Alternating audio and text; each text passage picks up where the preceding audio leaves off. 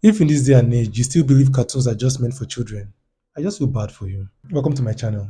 My name is Joseph and I'm a film fanatic. We discuss movies, series, stories in general, and what it takes to make them good. Another first of its kind, and you'll be seeing a lot of these kinds of videos. This is my first countdown video, and in this video I will be counting down my top 5 adult cartoons. This particular genre is actually very dear to me because these are my comfort shows. They are easy to digest because they are not meant to be taken very seriously, and at the same time they can be insightful and immersive with out of this world comedy. They don't usually follow any strict rules or guidelines because of the wacky nature of the animations, and yet they use these characteristics to tell very entertaining and unique stories. Whenever I want to have a relaxing evening, these are usually my go-to. I have seen a number, and I'm currently watching Inside Job and Exploding Kittens on Netflix. I'm sharing my best 5 to help anybody that's actually looking to get into these kinds of shows, and also to recommend for anybody that's looking for another. So without further ado, my top 5 adult cartoons. Number 5, Human Resources. Can't fire me. I got Barack and Michelle together. She goes to the Obama well a little too often.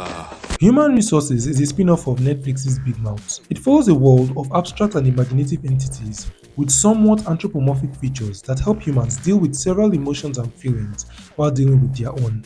Yes, I strongly believe this is the better show. Big Mouth's premise was the kids surrounded by these entities.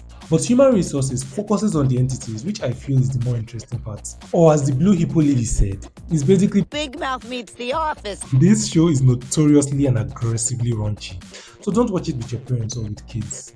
It takes a deep dive into the essence of human nature, the complexity and carnality, and explores sensitive topics in the most entertaining ways. बड़ी बड़ी baddie baddie बड़ी baddie हो गई बड़ी बड़ी baddie baddie बड़ी baddie हो गई अपर लिप में लोअर हिप में बाल बाल बाल बाल You have your hormone monsters, logic rocks, love bugs, shame wizards, ambition gremlins, and much more. If the intelligent banter and spontaneous references don't get to you, the stars will. If you have a good ear, you might notice the number of celebrities that have given their voice to the show, such as Hugh Jackman, Miley Cyrus, Randall Park, Maya Rudolph, Kiki Palmer, Tandy Newton, Jason Mantzoukas, A.D. Bryant. This show is easily the most star-studded on this list and has given me one of my all-time favorite fictional characters in Connie. She is just chaos. We shall reach up that little pygmy's ass and pull out his heart! His ass heart! Number 4, South Park. We had to go meet with this counselor lady, and she asked us if the priest ever put anything in our butts. In your butts? Yeah, isn't that the damnedest thing? Why would he put anything in your butts? We don't know her. That's what we're trying to figure out.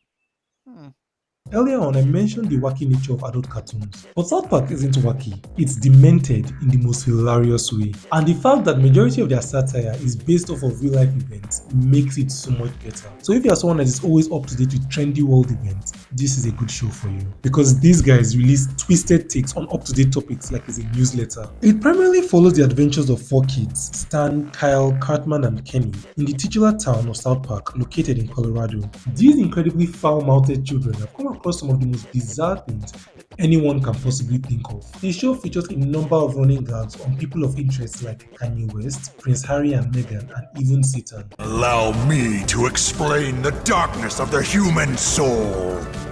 Yes, Satan is a solid character in this show and he even has a relationship. The thing with South Park is, if there's a sensitive topic and you think they won't go there, they will reach there and use there as a launch pad to dive deeper into more unsettling territory. A black guy walked into the police station. Uh-huh. Well, a black guy walked into the police station. Yeah, wait, Mitchell, listen to this one. Start over. What's the setup? Also, South Park has given me one of my most hated fictional characters, Butters. Oh, what? With everyone at Pentagon, happy anniversary for everyone at Pentagon. Happy. Oh, are we stopping for sodas? Hey, can I get chocolate milk? Honorable mentions: The Boondocks. The politically conscious Huey and culturally motivated Riley give us their unfiltered experience growing up black in an American suburb. Happy Tree Friends. Don't watch it if you have a weak stomach, but please watch it if you have a dark sense of humor. It's basically Looney Tunes with a sizable dose of reality. The Regular Show. Forget the fact it's on Cartoon Network. This show is just very clever with the adult jokes, and they don't need to be lewd to be funny. Back to the list. Number 3, Harley Quinn. You can trust me. I don't trust clowns with secrets. I am barely clown themed anymore. I just think I look hot like this. I mean, check out how good these booty shorts make my ass look, right? Never mind, you're 8. Okay. Granted, this show is majorly on this list because of sentiment. I am a big comic book fan. When it was first announced, it wasn't received warmly by a number of people, including myself. But before the end of the first season, they had already started building success and gaining respect. It follows the unique perspective of Harley Quinn in the DC universe and all the shenanigans she and her cohorts get up to. As a comic book fan, I was definitely always going to watch it, but I'm just glad I really loved it. It has reintroduced some of DC's most notable characters and explored aspects of them that we didn't even think to consider. Shall I continue? It's not worth it. It's also action-packed with a lot of good fights, if that's something you're looking for. And it is seconded on this list in the story and character development department, only by number 1. It shows us the charisma of Harley Quinn and why she's big enough of a powerhouse to have her own show, while playing on the strength and appeal of all the other characters. Harley Quinn and Poison Ivy are one of my favorite fictional couples of all time, and I really love the way this show showed the progression of their love. A lot of people, including myself, have argued that this is the best portrayal of Harley Quinn across several media. Yes, including Margot Robbie. Thank you, Kelly Kuku, for lending us your wonderful voice. How could Bruce be Batman? I mean, sure, he's the richest man in Gotham, so that explains all the vehicles, and he's always going missing at big galas when villains show up. Oh, okay, come to think of it, it's very obvious. Number 2, Family Guy. Yeah, now turn around and lay an egg on the glass.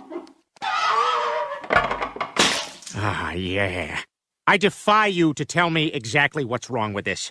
It's honestly debatable whether they are pioneers and what they are pioneers of, but one thing is for sure, Family Guy is a staple in the film industry as a whole. The third series is very good, but I feel Family Guy will remain McFarlane's magnum opus and his defining legacy. The show's main family, the Griffins, with Peter, Lois, Chris, Meg, Brian and Stewie, is one of TV's most iconic families. The show follows their adventures in the quaint town of Quahog. It rarely follows a linear story, but for some defining episodes. This show has stood the test of time for more than 20 years and is still running. That's not beans. Yeah, I don't want to bring a new baby into the world with him running around. Okay, first of all, Bonnie, you've been pregnant for like 6 years, all right? Either have the baby or don't. Through several ups and downs, they have set the standard, pushed the bar, and shattered glass ceilings. They've done it all really, running gags, satire, parodies, and it's still a well-rounded show that plays on all the tropes from all movie genres. I honestly believe everyone that watched Family Guy went through a phase. It is packed with self-aware jokes at all the characters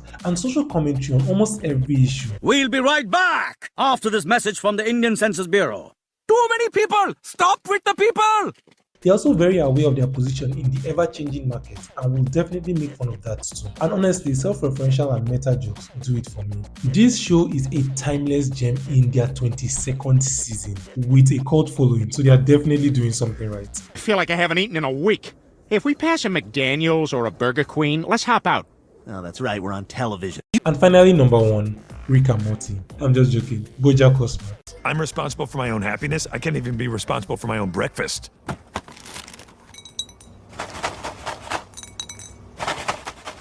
Wait, before you leave, hear me out. I really didn't realize how important this show is to me till I decided to make this video. Everything I said earlier about adult cartoons can easily be found in this show, and it has easily become my number 1 comfort show. It is wacky, but not as wacky as the rest. It is also far more character driven and introspective. The comedy also isn't over the top like South Park. Generic 2007 pop song. Auto-tune so all the voices sound weird.